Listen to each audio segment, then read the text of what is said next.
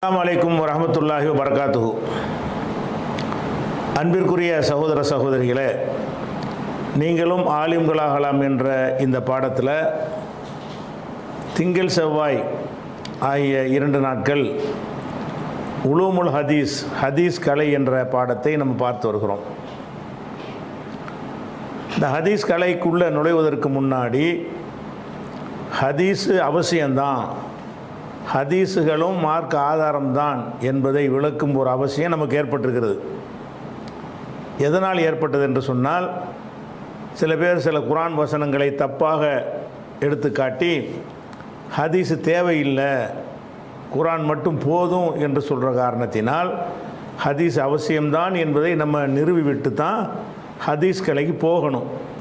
அதுக்கு ஏராளமான சான்றுகளை நம்ம உங்களுக்கு எடுத்து சொல்லியிருக்கிறோம். குர்ஆன் அல்லாத வஹி இருக்கிறது என்பதற்கு ஏராளமான சான்றுகளை சொல்லியிருக்கிறோம். இதுவரைக்கும் நடத்தின இந்த உலூமுல் ஹதீஸ் சம்பந்தமான பாடங்களை உங்களுக்கு அதனுடைய ஆதாரங்களை எழுத்து வடிவில் பிடிஎஃபாகவும் இந்த குரூப்பில் இருக்கிற அனைவருக்கும் இன்றைக்கு நம்ம அனுப்பியிருக்கிறோம். இதுவரைக்கும் நடத்தின ஆதாரங்களை ஆலிம் குரூப்பில் நீங்கள் சேர்ந்துருந்தீங்கன்னு சொன்னால் அதையும் கூட இன்றைக்கு உங்களுக்கு அனுப்பியிருக்கிறோம். இதுவரைக்கும் நடத்தின எல்லா பாடத்தையும் டெக்ஸ்ட் வடிவமாக நீங்கள் பார்த்து கொள்ளலாம். அடுத்து இப்போது இன்றைக்கு உள்ள விஷயம் என்னன்னு கேட்டால், இந்த ஹதீஸ் தேவையில்லை என்று சொல்கிறாங்க இல்லையா, அவங்க எதை வச்சு இந்த மாதிரி கருத்துக்கு வர்றாங்கன்னு கேட்டால், குர்ஆனை பற்றிய ஆய்வுலாம் அவங்களுக்கு கிடையாது. குர்ஆன் ஹதீஸை பற்றி என்ன சொல்லுது என்கிற நாலேஜெலாம் அவங்களுக்கு இல்லைங்கிறத இது வரைக்கும் நம்ம காட்டின ஆதாரத்தில் நீங்கள் விளங்கியிருப்பீங்க. எதை வச்சு அவங்க சொல்லுவாங்கன்னா, சில ஹதீஸுகளை பார்ப்பாங்க. இந்த ஹதீஸ் இது நம்ம இஸ்லாமிய அடிப்படைக்கு மாற்றமாக இருக்குது, அதனால் ஹதீஸ் தேவையில்லை. எதை வச்சு இந்த மாதிரி சிந்தனைக்கு வர்றவங்க எல்லாருமே என்ன செய்வாங்கன்னு கேட்டால், சில ஹதீஸுகள் பாரதூரமான கருத்துள்ள ஹதீஸுகள் மாதிரி தெரியும், அதை எடுத்து வைத்து இந்த ஹதீஸ் பார்த்திங்களா இப்படிலாம் ஹதீஸ்ன்னு சொல்லி வச்சுருக்கிறாங்க, அதனால் ஹதீஸ் தேவையில்லை என்கிற அடிப்படையில் சில ஹதீஸுகளை எடுத்து காட்டி தான் மக்களை மூளை செலவு பண்ணுவாங்க. அந்த ஹதீஸுகளில் சிலது குர்ஆனுக்கு மாற்றமாக இருந்தால், பேச்சுக்கு குர்ஆனுக்கு மாற்றமாக இருந்தால் அந்த ஹதீஸைத்தான் வேணான்னு சொல்லணுமே தவிர ஹதீஸை வேணான்னு வாதம் வைக்கலாமா? குர்ஆனுக்கு மாற்றமாக ஒரு ஹதீஸ் இருக்குதுன்னு தெரியுது, ஹதீஸுடைய விதியில் என்ன சொல்லியிருக்கிறாங்கன்னு கேட்டால் குர்ஆனுக்கு மாற்றமான ஹதீஸ் ஆதாரம் இல்லைன்னு சொல்லியிருக்கிறாங்க. அதை நம்ம உலூமுல் ஹதீஸில் இந்த தலைப்பில் பின்னாடி பார்க்கத்தான் போகிறோம். அப்போ ஹதீஸு குர்ஆனுக்கு மாற்றமாக இருக்குதுன்னு சிலதை காணும் பொழுது அவங்க முடிவு வர்றதா இருந்தால் ஹதீஸுக்கு முரணாக இருக்கான்னு நம்ம சிந்திச்சு பார்க்கணும். சரி, என்ன சிந்திச்சு பார்த்தாலும் அது முரணாக தான் இருக்குது அப்படின்ட்டு வந்தால் இவங்க என்ன முடிவு எடுக்கணும்? எந்த ஹதீஸு குர்ஆனுக்கு மாற்றமாக இருக்குதோ அந்த ஹதீஸை விட்டுட்டு பொதுவான ஹதீஸை நம்ம ஏற்றுக்கிற முடிவுக்கு தான் வரணும். இவங்க என்ன செய்வாங்கன்னா, ஒரு 7-8 ஹதீஸை பார்ப்பாங்க, இது எல்லாமே கொஞ்சம் நெருடலாக இருக்கும் அவங்களுக்கு. உடனே ஹதீஸ் தேவையில்லை பார்த்தீர்களா அப்படின்னு சொல்லி என்ன செய்வாங்க, சில ஹதீஸுகளை காட்டுவாங்க. இந்த விஷயத்தில் ஹதீஸுடைய விதி என்னென்னு அவங்களுக்கு விளங்கவே இல்லை. ஹதீஸில் குர்ஆனுக்கு மாற்றமாக இருந்தால் ஏற்றுக்கொள்ளணும்னு விதி ஹதீஸ்களில் இருக்குதானா? அப்படி இல்லை. அதை நீங்கள் பிறகு நம்ம விரிவான ஆதாரங்களோடு நம்ம அதை விளக்க இருக்கிறோம். இப்போ தெரிஞ்சுக்கிற விஷயம் என்னென்னு கேட்டால், குர்ஆனுக்கு மாற்றமாக ஹதீஸ் இருக்கும் என்று சொன்னால் அதை மட்டும் ஏற்கக்கூடாது என்பது தான் ஹதீஸ்களுடைய விதி. அதை ஒத்துக்கொண்டார்கள் என்று சொன்னால் இந்த குர்ஆன் மட்டும் போதுன்னு அவங்க சொல்லவே மாட்டாங்க. ஆனால் இவங்க சொல்லக்கூடிய ஹதீஸ் இருக்குல்ல, அது குர்ஆனுக்கு மாற்றமாக இருக்குன்னா இல்லை, அது ரெண்டாவது விஷயம். இவர்கள் எந்த ஹதீஸுகளை வைத்து குர்ஆனுக்கு மாற்றம் என்று ஹதீஸ் வேணாங்கிறாங்களோ அந்த ஹதீஸ் சிந்திச்சு பார்த்தீங்க என்று சொன்னால் குர்ஆனுக்கு மாற்றமாக இருக்காது. அது குர்ஆனுக்கு மாற்றம் இல்லாத ஒரு விளக்கம் அதற்கு கொடுக்க முடியும். அப்படி இருக்கும்போது கொடுத்து ரெண்டையும் இணைக்காமல் என்ன செய்வாங்கன்னு கேட்டால் ஹதீஸை வேணாம்பாங்க. சில ஹதீஸுகள் குர்ஆனுக்கு மாற்றம்னு சொல்லுவாங்க, நிஜமாக மாற்றமாக இருக்கும். அப்படின்னா அந்த ஹதீஸை விட்டால் பரவாயில்லை. இவங்களுடைய கோட்பாடு எப்படி இருக்குன்னு கேட்டால், சில ஹதீஸை எடுப்பாங்க, இது குர்ஆனுக்கு மாற்றோம், சரி குர்ஆனுக்கு மாற்றோம், அதனால் என்ன இந்த ஹதீஸை வேணான்னு சொல்லணும், அப்படி தானே சொல்லணும். அப்போ ஹதீஸே வேணான்றாங்க. சில ஹதீஸ் குர்ஆனுக்கு மாற்றம்னு சொன்னால் ஒட்டுமொத்த ஹதீஸே வேணாங்கிறது தான் இவங்களுடைய அந்த குர்ஆன் சொல்லக்கூடிய அந்த குர்ஆன் மறுப்பாளர்களுக்கு அவங்களுடைய சிந்தனையில் ஏற்றி வைக்கப்பட்ட விஷயம் இதுவாக தான் இருக்குது. அதுக்கு முக்கியமான ஒரு விஷயமாக என்ன எடுத்துக்காட்டுவாங்கன்னு கேட்டால், நம்ம தௌஹீதில் இருக்கிற எல்லாருமே இந்த ஷிர்க் என்பதை நம்ம நஞ்சு மாதிரி வெறுப்போம்.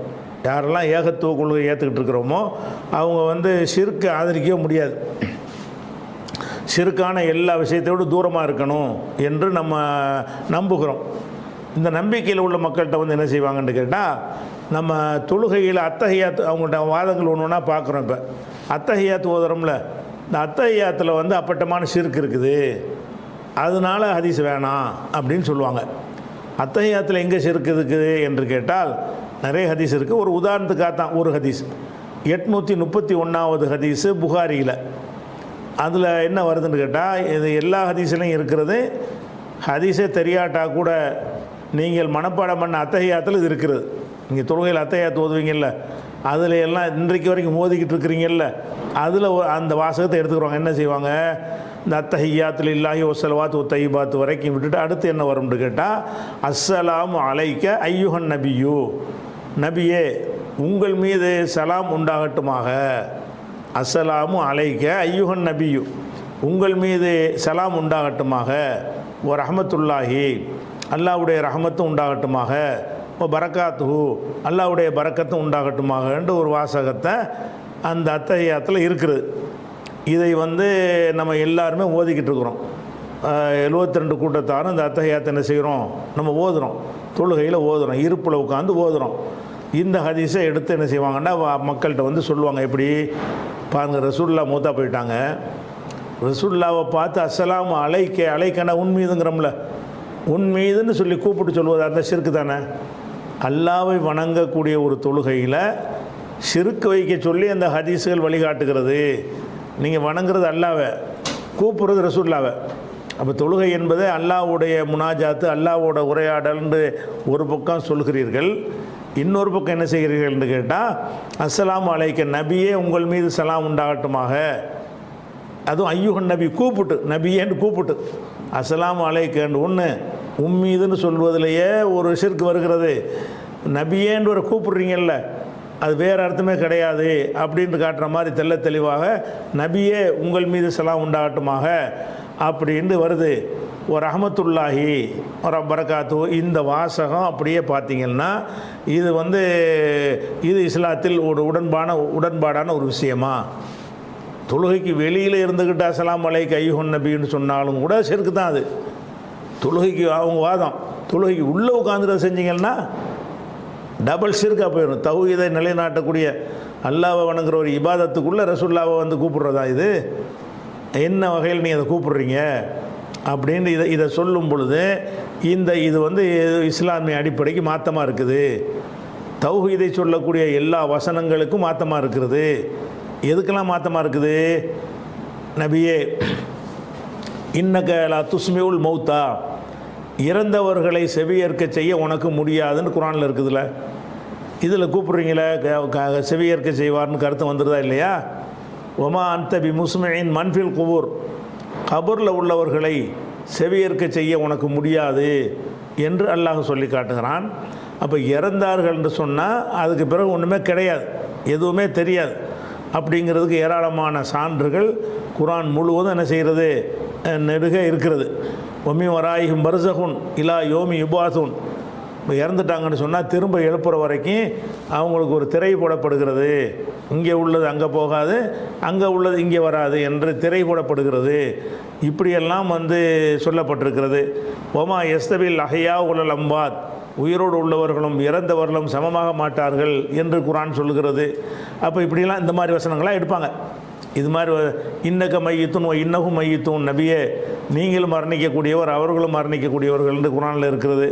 அப்போ ஒரு மரணித்து விட்டார்னு சொல்லக்கூடிய ஒரு ஆளை போய் ரசூலுல்லாவை போய் நீங்கள் மரணத்திற்கு பிறகு கேட்காது என்று அல்லாஹ் சொல்லி இருக்கும் பொழுது நபியன்னு கூப்பிடுறீங்க, கூப்பிட்டு அஸ்ஸலாமு அலைக்கன்னு சொல்கிறீங்க. அப்போ இது என்ன வகையான இது தௌஹீது? இதை பார்த்தோன்னு நினச்சா அவனுக்கு நம்ம தொழுகை இப்போ நாசமாக்குது. இப்போ அப்படி சந்தேகம் வரும்ல, தௌஹீதில் உள்ள உறுதியான ஒருத்தருக்கு என்ன சந்தேகம் வரும்னு கேட்டால், ஆமாம் நம்ம தொழுகிறது அல்லாஹ்வை தொழுகிறோம், அல்லாஹ்வை தொழுகிற அந்த தொழுகைக்குள்ளே நபியான்னு கூப்பிட்டா அது என்ன இது? இப்போ உசுரோட ரசூலுல்லாஹ் இருக்கும்போது கூப்பிட்டாலும் அது தப்பு தானே, மரணத்துக்கு பிறகு கூப்பிட்டா ரெண்டு தப்பாக போயிடுதே. மரணிச்சாலை கூப்பிட்றதுங்கிற ஒரு தப்பு, அல்லாஹ்வுடைய வணக்கத்தில் அல்லாஹ் தவிர மற்றவங்களை அழைக்கிறது இன்னொரு தப்பு. அங்கே உட்காந்து ரசூலுல்லாஹ்வுக்கு சலாம் சொல்ல வேண்டிய தேவை என்ன இருக்குது அப்படின்னு சொல்லி என்ன செய்கிறாங்கன்னா ஒரு கேள்விகளை கேட்பாங்க. அப்போ இந்த தஷஹுது என்ற அத்தஹியாத்து ஷிர்க்கு, அவங்க வாதம் என்னது, இதெல்லாம் ஷிர்க் அப்படிம்பாங்க. இதில் இது கேட்கும்போது கரெக்ட் மாதிரி தெரியும்.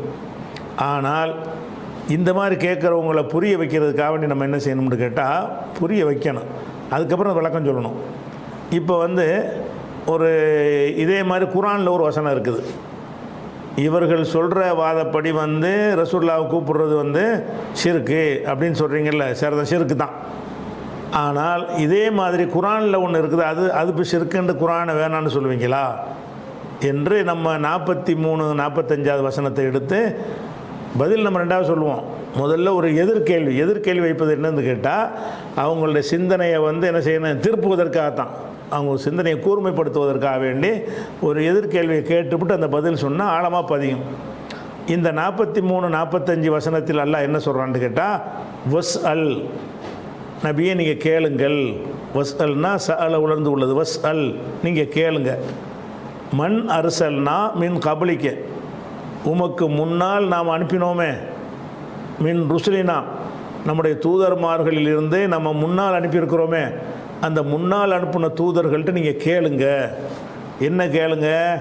அஜஅல்னா நாம் ஆக்கியிருக்கிறோமா, மின்தூனிர் ரஹ்மானி ஆலிஹத்தன், ரஹ்மான் இல்லாத ஆலிஹத்தன் கடவுள்களை நம்ம ஆக்கியிருக்கிறோமா, யோபதூன் வணங்கப்படக்கூடிய கடவுள்களை, ரஹ்மான் இல்லாத கடவுள்களை நம்ம ஏற்படுத்தி இருந்தோமா என்று முந்திய தூதர்கள்ட்ட கேளுங்க.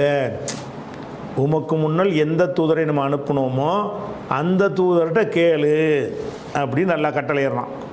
நேரடி அர்த்தம் இதுதான். நேரடி அர்த்தம் என்னது? ரசூலுல்லாஹ்வை போய் கேட்க சொல்கிறான். யார்கிட்ட கேட்க சொல்கிறான்? இப்ராஹிம் நபிகிட்ட கேட்க சொல்கிறான். முன்னாடி உள்ளதானே இஸ்மாயில் நபிகிட்ட கேட்க சொல்கிறான். ஆதம் அலைஹிஸ்ஸலாத்தை கேட்க சொல்கிறான். நூஹ் நபிகிட்ட கேட்க சொல்கிறான். இஸ்ஹாக் யாக்கூப் நபிகிட்ட கேட்க சொல்கிறான்.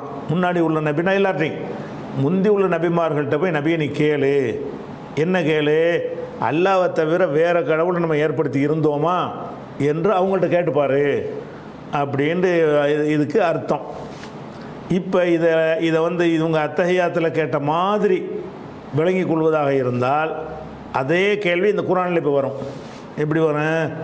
முந்தி உள்ளவங்களாம் மூத்தா போயிட்டாங்களா, இருக்கிறாங்களா? மூத்தா போயிட்டாங்க. மூத்தா போனாலும் கேட்காது தானே? கேட்காது. அப்போ ரசூலுல்லாஹ் போய் மூசாட்ட இப்படி கேட்பாங்க, ரசூலுல்லாஹ் போய் இப்ராஹிம் இப்படி கேட்பாங்க. ஷிர்க்கு தானே இது? மூத்தா போன ஆளுக்களை போய் அழைத்தல் என்பது, அவங்கள்ட்ட பேசுதல் என்பது அது ஷிர்க்கு தானே? அப்போ இறந்தவர்கள்ட்ட போய் இதுக்கு முந்தி அனுப்பின ரசூல்மார்கள்ட்ட போய் கேளு, பஸ்ஸல்னா சுவால், கொஸ்டின் பண்ணு அப்படின்னு அல்லாஹ் சொல்கிறான். அப்போ இதை பார்க்கும்போது மூத்தா போன ரசூலுல்லாஹ்வுக்கு சலாம் சொல்லலாமான்னு கேட்குறீங்க. சரி, கேட்கக்கூடாது தான், சலாம் சொல்லக்கூடாது தான். மூத்தா போன ரசூல்மார்கள்ட்ட போய் இந்த ரசூலுல்லாஹ் கேட்பாங்களா? கேட்க முடியுமா? இதுக்கு முந்தி மரணித்த ரசூல்மார்கள்ட்ட முஹம்மது ஸல்லல்லாஹு அலைஹி வஸல்லம் எப்படி கேட்பாங்க? அப்போ இறந்து போனவர்கிட்ட கேட்டார்கள், கேளுன்னு கட்டளை வருகிறத. இறந்து போனவர்கள் செவியுற மாட்டார்கள்னு இதே குர்ஆனில் வசனம் இருக்குதுங்கிறீங்க. ஆமாம். அப்போ அந்த குர்ஆன் தானே இதையும் சொல்லுகிறது. முகமதே இறந்து போன ஆள்கிட்ட கேளுன்னு இருக்குது. இறந்து போன ஆளுக்கு கேட்க மாட்டாங்கன்னு ஒரு பக்கம் சொல்லுகிறது, இறந்து போன ஆளுகள்கிட்ட கேளுன்னு இதில் வருது. அப்போ இந்த அத்தஹியாத்துக்கு செஞ்ச அதே வாதத்தின் பிரகாரம் இது குர்ஆன்லேயே இது தப்பாக இருக்குது, குர்ஆன்லேயே குர்ஆனுக்கு முரணாக இருக்குது, அதனால் குர்ஆனை வேணான்னு சொல்லிடுவீங்களா? அப்படி தான் நீங்கள் சொல்லணும். அந்த வாதத்தில் நீங்கள் என்ன வாதம் வச்சிங்களோ அதே கான்செப்ட் இதில் இருக்கா இல்லையா? அத்தஹியாத்தில் என்ன கேட்குறீங்க? மூத்தா போன ஆளுக்கு போய் இப்படி சலாம் சொல்கிறேன்னு கேட்குறீங்க. ஏன் கேட்குறீங்க? குர்ஆனில் அப்படி கேட்க மாட்டாங்கன்னு இருக்குது. அது வரைக்கும் கரெக்டு தான். கண்டிப்பாக சலாம் சொல்லக்கூடாது தான், நேராக கூப்பிடக்கூடாது தான், அதில் மாற்றுக்கிறது கிடையாது தான். ஆனால் அது மாற்றங்கிறதுக்காக வேண்டி அந்த ஹதீஸை வேணான்னு சொல்லாமல் எல்லா ஹதீஸையும் வேணான்ற அளவுக்கு சொல்கிறீங்க. அப்படி சொல்லக்கூடியவர்கள் என்ன செய்யணும்னு கேட்டால் அதே மாதிரி குர்ஆனில் இல்லாமல் இருக்கணும். குர்ஆனில் அதே ஸ்டைலில் வசனம் இருக்கிறது. எப்படி இருக்கிறது? உமக்கு முன்னர் அனுப்பின ரசூல்மார்கள்ட்ட போய் கேளு. என்ன கேளு? அல்லாஹ்வை தவிர வேறு கடவுளை நம்ம ஆக்கணுமான்னு கேளு. அந்த அவங்களுக்கு கரெக்டாக தெரியும். இப்ராஹிம் நபிகிட்ட போய் அல்லாஹ்வை தவிர வேறு கடவுளை நம்ம ஆக்கணுமான்னு கேட்டுப்பார். எப்படி கேட்பாங்க? எப்படி கேளுன்னு கட்டளையிட முடியும்? இறந்து போன ஆள்கிட்ட போய் கேளுன்னு கட்டளையிட முடியுமா? அப்போ இது கண்டிப்பாக இது அல்லாஹ்வுடைய வார்த்தையாக இருக்க முடியாது அப்படின்னு சொல்லி அவங்க அத்தஹியாத்தில் கேட்ட அதே வாதத்தின்படி கேட்க முடியும். அதுக்கு பதில் இருக்குது. ரெண்டாவது விஷயம், இதுக்கும் பதில் இருக்குது, அதுக்கும் பதில் நம்மள்கிட்ட. இந்த கேள்விக்கும் பதில் நம்மள்கிட்ட இருக்கிறது. குர்ஆனை பற்றி ஒருத்தன் கேட்டாலும் அதுக்கு ஆன்சர் நம்மள்கிட்ட இருக்கிறது. ஹதீஸை பற்றி கேட்டாலும் அந்த ஆன்சர் இருக்கிறது. இப்போ ஆன்சருக்கு முன்னாடி நம்ம என்ன செய்கிறோம்னு கேட்டால், இதை புரிய வைக்கிறதுக்காக வேண்டி இப்படி வருது என்ன அர்த்தம், இப்படி வருதா இல்லையா, குர்ஆனுக்கு குர்ஆன் மாற்றம்னு வருதில்ல, அப்போ நம்ம என்ன செய்வோம், இதை தள்ளுவீங்களா, அல்லாஹ் மாற்றமாக சொல்ல மாட்டான், இதுக்கு விளக்கம் இப்படி இல்லை, இதுக்கு வேறு விளக்கம் தான், நேரடி வார்த்தைக்கு தான் அர்த்தம். நேரடி வார்த்தைக்கு அர்த்தத்தை வைத்துக்கொண்டு நீங்கள் சிறுக்குன்னு முடிவு கட்டினீங்கன்னு சொன்னால், இதையும் நேரடி வார்த்தையை வைத்துக்கொண்டு முடிவு கட்டலாம். குர்ஆனே சிறுக்க சொல்லுன்னு சொல்லி போடலாம். ஆனால் நேரடி வார்த்தை அப்படி இருந்தாலும் இதில் உடைய அர்த்தம் என்னன்னு கேட்டால், முந்தின ரசூல்மார்கள்ட்ட கேளுன்னா கேட்க முடியாது, நல்லா தெரிகிறது. அப்படி போய் ரசூல்லா கேட்கவும் இல்லை, சாத்தியம் இல்லைன்னு எல்லா மனுஷனுக்கும் தெரிகிறது. அதை போய் எல்லாம் சொல்கிறான்னா என்ன அர்த்தம்னு கேட்டால், அவங்களுடைய முந்தின ரசூல்மார்களுடைய போதனைகள் இருக்கும்ல, அதில் போய் தேடி பார்க்குறது. இப்ராஹிம்கிட்ட கேளுன்னா இப்ராஹிமுடைய போதனைகள் இருக்கும், மூசா நபியுடைய போதனைகள் இருக்கும். அவங்க போதனைகளை தேடி பார்த்தீங்கன்னு சொன்னால் அதில் என்ன வழங்கு, இதை ரஹ்மானை தவிர வேறு ஆலிகத்து கிடையாது என்று தெளிவாக இருக்கும். அப்போ முந்தைய ரசூல்மார்கள்ட்ட கேளு என்று சொன்னால் என்ன அர்த்தம்னு சொன்னால், அந்த ரசூல்மார்களுடைய அறிவுரையில் போய் தேடுன்னு அர்த்தம். ரசூல்கிட்ட கேளுன்னா அவங்களுடைய அறிவுரைகள் சில அறிவுரைகள் பாதுகாக்கப்பட்டு இருக்கிறது. அந்த அறிவுரைகளில் தேடி பார்த்தோம்னு சொன்னால் எல்லா ரசூல்மார்களுமே அல்லாஹ் மட்டும்தான் வணங்க சொன்னாங்க. யாருமே அல்லாஹ் அல்லாத ஒரு கடவுள் இருப்பதாக சொல்லலை. அப்போ நீ புதுசாக சொல்கிறதாக சொன்னாங்கன்னு சொன்னால் முந்தைய ரசூல்மார்ட்ட போய் கேளு. அப்போ முந்தைய ரசூல்மார்ட்ட போய் எப்படி கேட்குறதுன்னா கேட்க முடியாது. அப்போ இதுதான் அர்த்தம்னு சொல்லும்போது முரண் இல்லாமல் போயிடுது. அதான் ரசூல்கிட்டே போய் கேளுன்னு அர்த்தம் கொடுத்தா தான் முரணாகும். ரசூல்கிட்ட கேளு என்பது அந்த அர்த்தத்தில் உள்ளது கிடையாது. எந்த அர்த்தத்தில் உள்ளது, அதாவது ரசூலுக்கு உள்ள அந்த போதனைகள் ஹயாத்தாக இருக்கிறது. முந்தைய ரசூல்மார்களுடைய போதனைகள் ஹயாத்தாக இருக்கிறது. அந்த போதனைகளில் போய் தேடி பார்க்கணும். தேடி பார்த்தோம்னு சொன்னால் என்ன கிடைக்கும், அல்லாஹ்வை தவிர எந்த கடவுளும் இல்லை என்பதை தான் அவங்க சொன்னாங்கன்னு கிடைக்கும். இதை பார்த்து தெரிஞ்சிக்க என்று அல்லாஹ் சொல்கிறான். அப்போ நேரடி அர்த்தம் ஒரு விஷயம் இருந்தாலும் அந்த அர்த்தத்தில் நம்ம சொல்லலை என்று ஷிர்காவாதில் அந்த அர்த்தத்தில் வாசகம் அமைஞ்சிருக்கிறது. ஆனால் அந்த அர்த்தத்தை நம்ம போய் சொல்லலை. ரசூல்லா போய் கேளுன்னு அர்த்தத்தில் சொல்லப்படலை. அவங்க போதனையில் தேடிப்பார் என்பதைத்தான் என்ன செய்கிறோம், இந்த மாதிரி வாசகத்தை கொண்டு சொல்கிறோம். அப்படின்னு அதனுடைய கருத்து வேறையாக இருக்குமேயானால், வெளிப்படையான வாசகம் ஒரு ஷிர்க் மாதிரியானதாக இருந்து அந்த கருத்தில் அது பயன்படுத்தப்படவில்லை என்று வறுமையானால் அது குர்ஆனுக்கு மாற்றம்னு வருமா, அது ஷிர்க்குன்னு வருமா, வராது என்று இதுக்கு விளக்கம் அவங்களும் கொடுப்பாங்க, நம்மளும் கொடுப்போம். அப்போ இது குர்ஆனில் நேரடியாக அப்படி தான் இருக்கிறது. நேரடியாக இறந்து போனால்கிட்ட தான் கேட்க சொல்லுது. நேரடியாக சொல்கிற வாசகம் அதுதான். அந்த கருத்தில் தான் நல்லா இதை சொன்னானா, கண்டிப்பாக சொல்ல மாட்டான். ஏன்னா இறந்தவர்கள் செவியேற்க மாட்டார்கள்னு பல இடங்களில் சொல்லிவிட்டு நீ போய் இறந்து போனால்கிட்ட கேளுன்னு இப்படி எல்லாம் சொல்லுவான், சொல்ல மாட்டான். அதே மாதிரி ரசூல்லாவும் போய் ஒவ்வொரு நபியும் பார்த்து கேட்டால் வந்தாங்க அப்படியும் கேட்கவும் இல்லை. அப்போ அதுக்கு என்ன தான் அர்த்தம் என்று கேட்டால், முந்தியுள்ள நபிமாருடைய அறிவுரையை போய் அறிவுரையில் தேடுன்ற அர்த்தம். சரியா? அப்போ இந்த மாதிரி ஒரு அர்த்தத்தில் வரும் பொழுது இதில் நம்ம என்ன விளங்கிக்கிறோம் என்று கேட்டால், அந்த வார்த்தை வெளிப்படையாக அப்படி தான் இருக்கிறது. வார்த்தையை மட்டும் கவனிக்காமல் அந்த கருத்தில் தான் இது சொல்லப்பட்டிருக்கான்னு சிந்திச்சோம்னு சொன்னால் அந்த கருத்தில் இல்லை, வேறு கருத்து, அந்த கருத்து ஷிர்க் இல்லை அப்படின்னு கொடுத்தா ஷிர்க்கெல்லாம் போயிருமா இல்லையா? அது உங்களுக்கு ஒரு சர்ச்சை ஏற்பட்டுச்சுன்னு சொன்னால், ஃபருத்தூஹு இலல்லாஹி ஒரு ரசூல், நீங்கள் ஒரு மார்க்க விஷயத்தில் ஒரு சண்டை வருது, பிரச்சனை வருது, அதை அல்லாஹ்விடத்தில் கொண்டு போங்கள், ரசூல்கிட்ட கொண்டு போங்கள் அப்படின்னு இருக்கிறது குர்ஆனில். ஃபைன் தனாஸத்தும் ஃபீ ஷைஇன் ஃபருத்தூஹு இலல்லாஹி ஒரு ரசூல், நீங்கள் ஏதாவது ஒரு விஷயத்தில் நீங்கள் கருத்து வேறுபாடு கொண்டீர்களேயானால் அல்லாஹ்விடத்தில் கொண்டு செல்லுங்கள், அல்லாஹ்வுடைய ரசூல்கிட்ட கொண்டு செல்லுங்கள் இருக்கிறது. இப்போ நமக்கு ஒரு கருத்து வேறு வந்துருச்சு, நமக்கு இந்த கட்டளை இருக்குது, ரசூல்கிட்ட எப்படி கொண்டு போகிறது, மூத்தா போனால்கிட்ட கொண்டு போய் சொல்கிறான் அல்லாஹ். அந்த காலத்தில் வாழ்ந்தவங்களுக்கு வேண்டாம் ஓகேயாக இருக்கலாம். இப்போ இது கியாமத் நாள் வரைக்கும் அந்த குர்ஆன் இருக்குமே.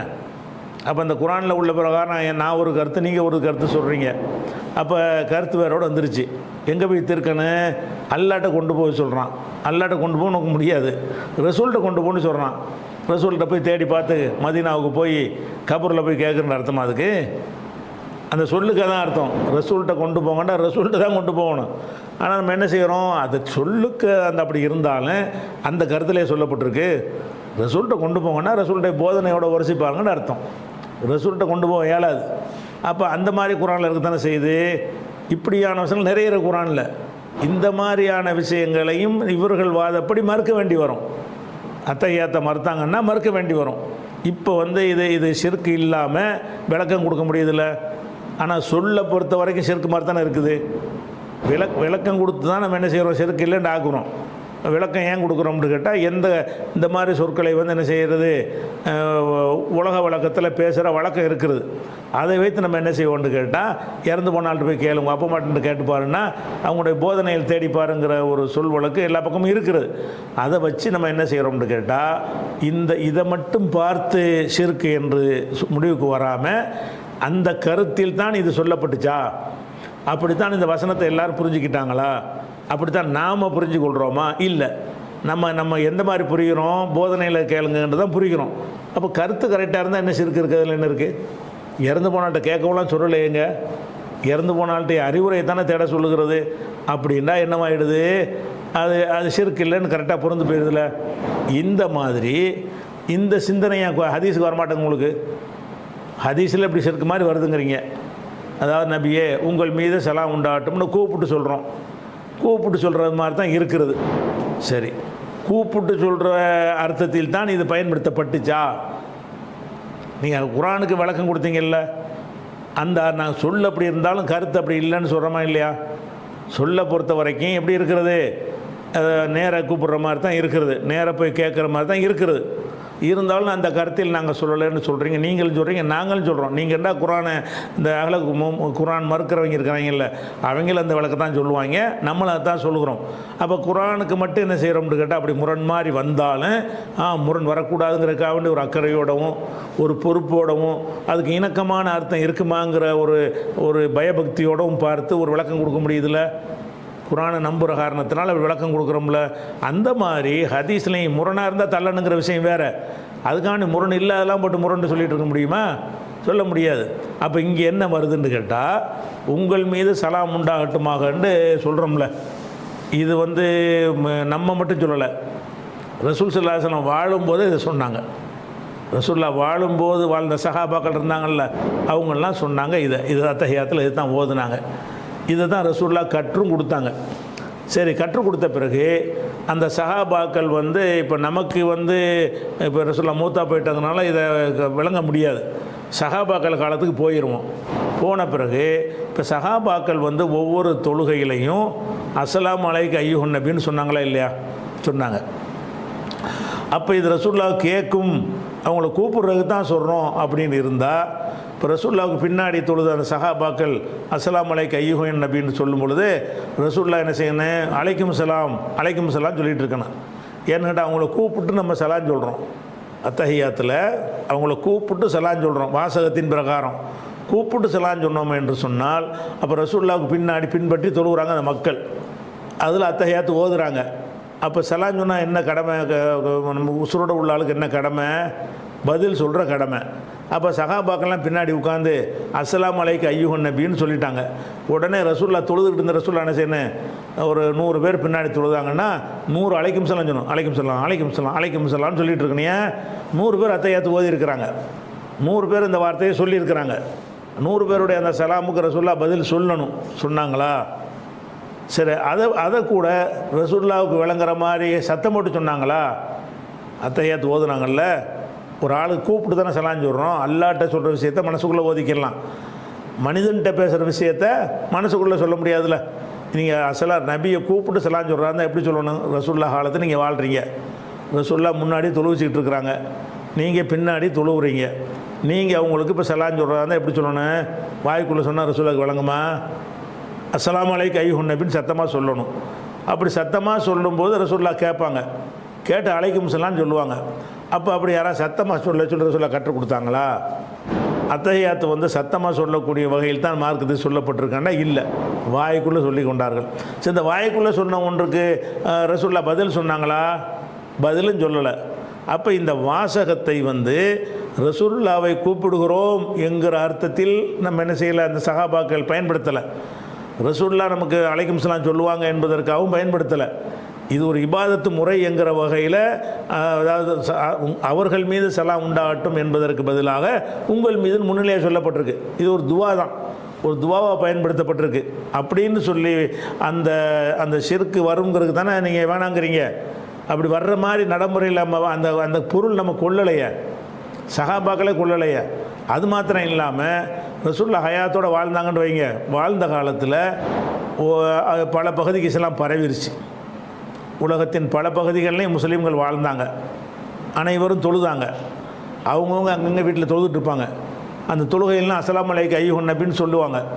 அப்போ ரசூலுல்லாஹ் கூப்பிட்டதை சலாம் சொல்கிறாங்க என்ற அர்த்தமாக இருந்தால், ரசூலுல்லாஹ் மதீனாவில் ஒரு முழு நேர வேலை இதுவாக தான் இருக்கணும். ஏன், எப்போவாச்சும் யாராவது இதை ஓதிடுவாங்க. அந்த ஊரில் இந்த ஊரில் இந்த ஊரில் இந்த ஊரில் இந்த ஊரில் ஓதிடுவாங்க. ஓதுனா ரசூலுல்லாஹ்வுடைய கடமை என்ன? ரசூலுல்லாஹ் 24 மணி நேரம் அவங்களுக்கு வேலை என்னன்னு கேட்டால் அலைக்கும் சலாம் அலைக்கும் சலாம் அலைக்கும் சலாம் சொல்லிக்கிட்டே இருக்கணும். ஏன், யாரும் சலாம் சொல்லுவாங்களே, இந்த அஸ்ஸலாமு அலைக்கும் சொல்கிறது ரசூலுல்லாஹ்வுக்கு விளங்குமே, விளங்குனா பதில் சொல்லுவாங்களே அப்படின்னு சொல்லி பதில் சொல்லிட்டு இருந்தாங்களா? சும்மா உட்காந்து என்னைக்காச்சும் அலைக்கும் சலாம் சொன்னாங்களா? சொல்லலை. அப்படின்னு என்ன அர்த்தம்? எந்த ஊர்லேயே ஓதுகிற ஒரு செலவாத்து வந்து அவங்களுக்கு கேட்கலை. அவங்களுக்கு கேட்கணும் என்பதற்காக நம்ம சொல்லவும் இல்லை. இந்த அஸ்ஸலாமு அலைக்க என்று நான் சொன்னால் ரசூலுல்லாஹ் கேட்பார்கள் என்று வந்தால் தானங்க ஷிர்க்கு. அஸ்ஸலாமு அலைக்கன்னு நான் சொல்லுகிறேன். இப்போ ரசூலுல்லாஹ் காலத்தில் வாழ்கிறோன்னு வச்சுக்கிறீங்க. நீங்கள் ரசூலுல்லாஹ்வுடைய காலத்தில் நம்ம வாழுகிறோம்.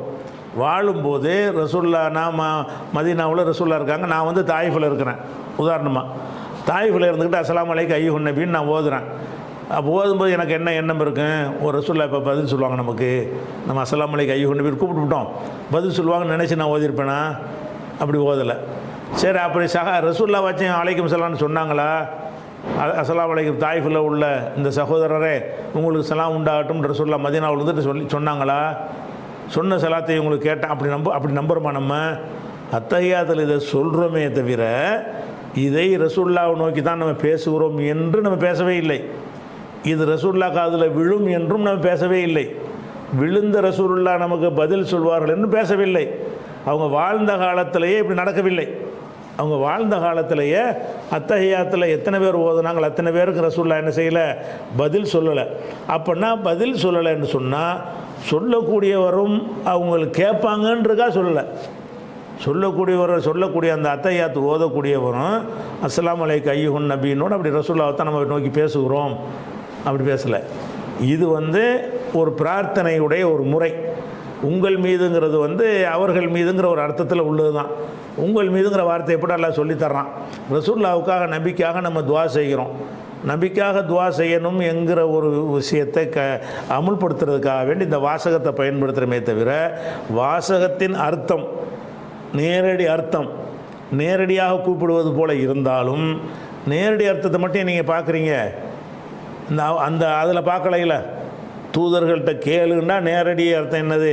நேர போய் கேளுன்னு அர்த்தம். அது நேரடி அர்த்தம் இருந்தால் நம்ம அந்த அர்த்தத்தில் நாங்கள் சொன்னோம் அப்படின்னு சொல்கிறீங்கல்ல, அதே மாதிரி இந்த அர்த்தத்தில் எவனா சொல்கிறோமா? யாராச்சும் ரசூலுல்லாஹ்வுடைய வாழ்ந்த காலத்தில் யாராச்சும் இப்படி சொன்னாங்களா?